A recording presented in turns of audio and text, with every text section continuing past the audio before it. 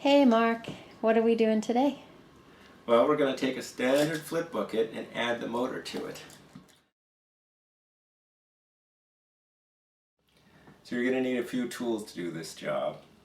You'll need some kind of a hobby knife or a pocket knife and a Phillips screwdriver, and then needle nose pliers and a wire cutter and some form of tape, electrical tape, to put over the wires.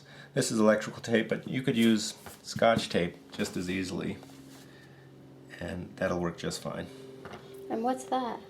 This is a wire stripper. If you've never stripped a wire before, you're going to need a special tool. I just use a nipper, but if you've never stripped a wire before, you should find a wire stripper just to make life easier for yourself. So the first thing we're going to do is if you look over on the back of your flip bucket, there's an outline of an access flap here. And that has 3 little tabs up here that need to be cut and 2 on each side of it. So I'm going to set the flip bucket down and just kind of stick the hobby knife in there and get those 3 tabs.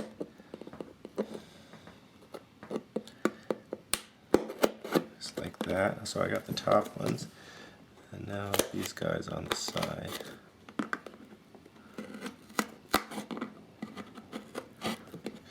And that's it. Then sort of pry it back out. Maybe push this side in, push the top in, and pry it out. And that is how you get the back flap opened up.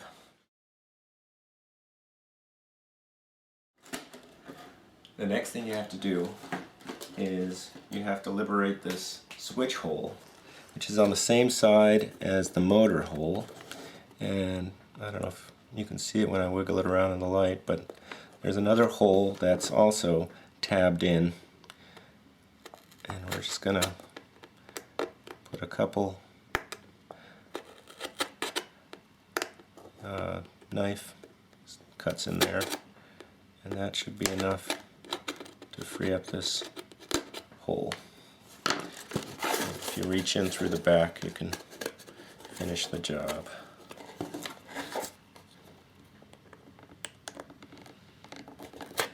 This is like a parent supervisory thing if your kids are doing this. Okay. It might be a supervisory thing for adults too. Yeah. All right, we're all ready. So the motor goes in this section on the bottom, and the switch goes in here. And that's what we're going to do next.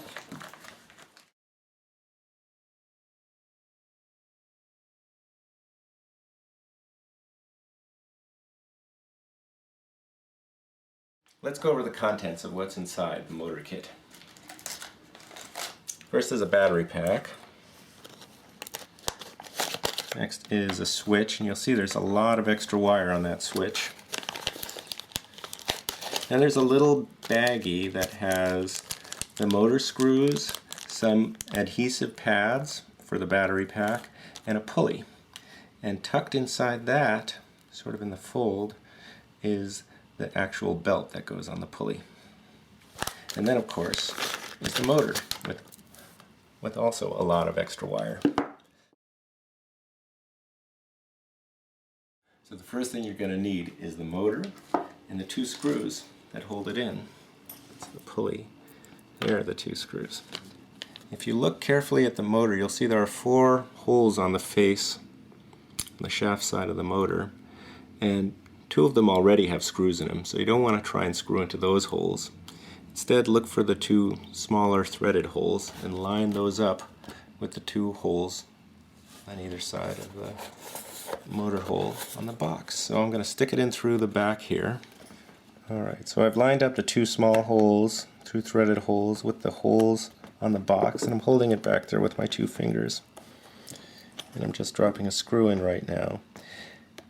And what you're going to notice is you might have to push a little bit extra to get that screw in there.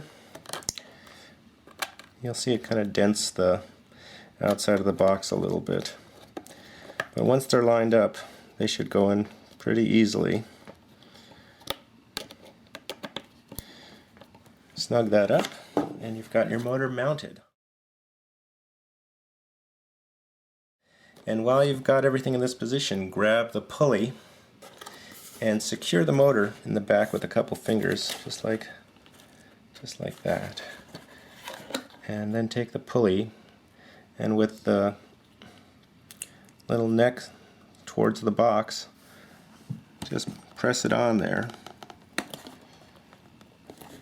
until it's reached the end of the pulley, and that's the pulley mounted on the shaft. First, take a look at the switch. You'll see that there's a little switch plate that's held in by a nut. I'm going to take the first nut off, pull the switch plate off. Now, if you like the switch plate, you can have it on the display on the outside, but if you don't like it, it might be a nice idea to keep it on the inside, because it'll keep the switch a little more stable. So there's one more nut on the switch, and I'm going to leave that on with about 1/4 inch to spare, just like that. So take a look at the side of the switch, and you'll see that there's an indentation that shows where the on and off positions are. So when you put the switch in, you might want the switch to be up in the on position. That's the traditional way to do it. So pull the twist tie off of the switch and extend out the wire. Find the on position. Make sure it's facing up. And reach into your box. And it might take a little bit of acrobatics, but get that thing through the hole, just like that. Put the plate on it.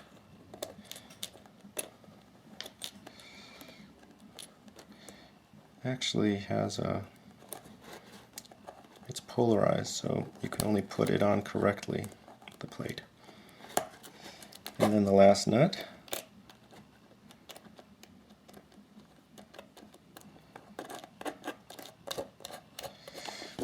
And I'm going to nudge it into position.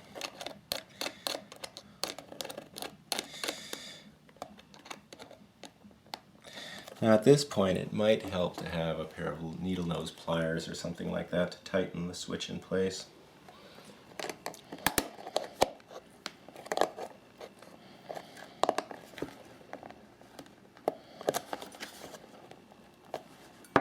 And I'm going to give it a little nudge with the screwdriver.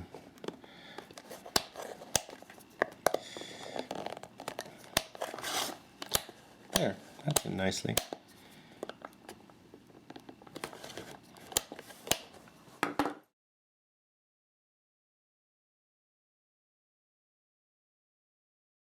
It's a little black belt, and just kind of stretch it over the pulley, and that's in. So the battery pack gets mounted on this little flap here, so you have easy access to change the batteries when you need to. And the main thing you want to know before you put it on there is that you don't want it to get in the way of the flap closing. So I'm going to stick it right over here like that. It won't collide with the motor if you do that. You can even put it on this side. Let's do it like that. Grab a piece of the adhesive, double-sided adhesive tabs, and you don't need both, but you can. We provided 2. So you can put that right on the back of the battery. Get it good and on the battery pack before you take the other side of the backing off. And I'm going to put it on this side with the wires facing to my left. Just like that. And the door closes just fine with it mounted like that. The name of this adhesive is pressure sensitive, so you gotta press on it. Okay. Now that the battery holder is in, we're going to trim the wires. So grab your wire cutter, and there's lots of extra wire, and really all you need is 3 or 4 fingers extra after it exits the box to trim it down to. So I'm going to use 4 fingers. This is the switch wire. Just going to cut that, and this is the motor wire. Give that 4 fingers. Now we're going to strip off about a ½ inch of wire. If you're an old pro like me, you could use one of these and strip the wire just like this. So once you strip it, twist it up, and we're going to do that with all the wires. The motor wires, the battery ones. The motor wires are together, so I'm going to separate them a little bit. Pull them apart. Again, you could just strip off a ½ inch off each one, and even though the battery wires are already stripped a little bit, we're going to strip them a little bit more.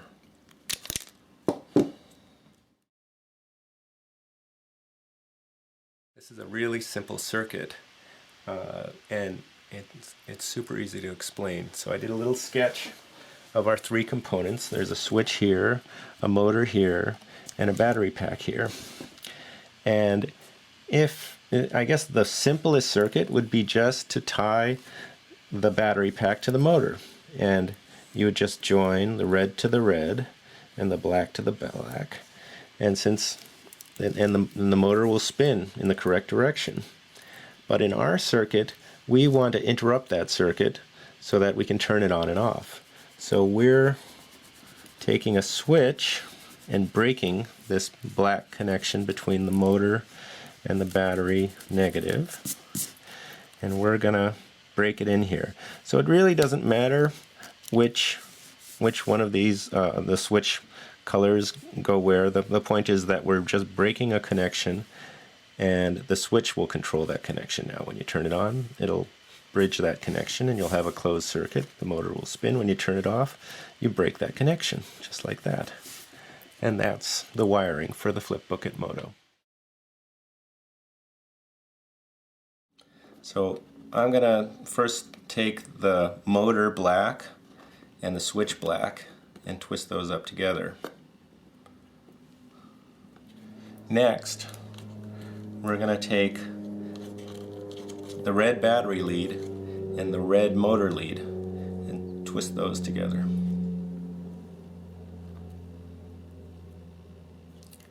Next, the black battery lead and the red switch lead, and we're going to twist those together.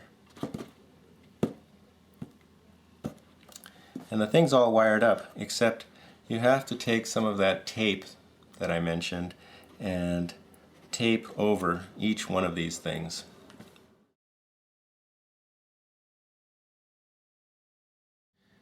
Take a little square of tape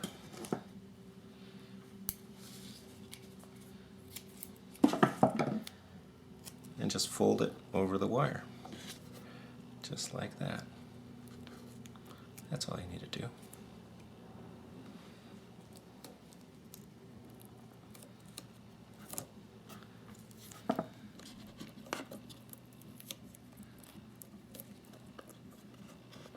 That's it. Now you're ready to put the batteries in. And you'll see we're not loyal to any battery company here. These are just a couple random batteries. Once the batteries are in, tuck everything in. If you really want to be thorough, you can take the twist tie that came with the switch and tie up these guys together before you tuck it in. Tuck it in like that, and it just closes right up like that. If you ever need to get it open again, just push this side in, pull it up. Let's see if it works.